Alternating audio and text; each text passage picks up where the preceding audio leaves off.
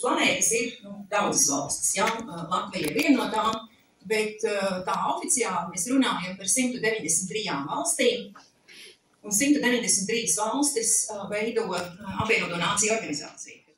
Students aizstāvēja savas tiesības uz personas datu aizsardzību un uzvarēja lietā pret Facebook. Franču turisti Rumānijā atsaucās uz savām tiesībām uz vienlīdzīgu attieksmi un varēja maksāt tādu pašu muzeja ieejas maksu kā rumāņi. Art in New York and in Los Angeles, and in 2001 she decided to go back to Latvia.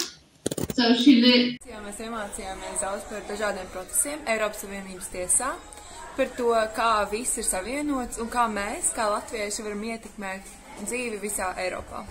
Man visinteresantākā daļa bija ēkas apskate. Es uzskatu, ka tā ir ļoti moderna, skaista un plaša. Eiropas Savienības tiesas ēka, bibliotēka. Gribu pateikt lielu paldies jums par šito brīnišķīgu lekciju. Es ļoti priecīga uzzināt vairāk par Latviju un Eiropas Savienības vēsturi.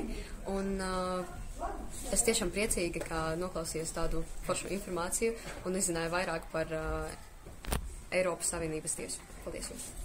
Šī šodienas lieliskā iespēja sazināties un klausīties šo Luksemburgas tiesas lekciju par to, kā viņi to dara, kas viņiem tur viss noteikti bija ļoti iespaidīga un pamācoša un visu kaut ko iemācījāmies.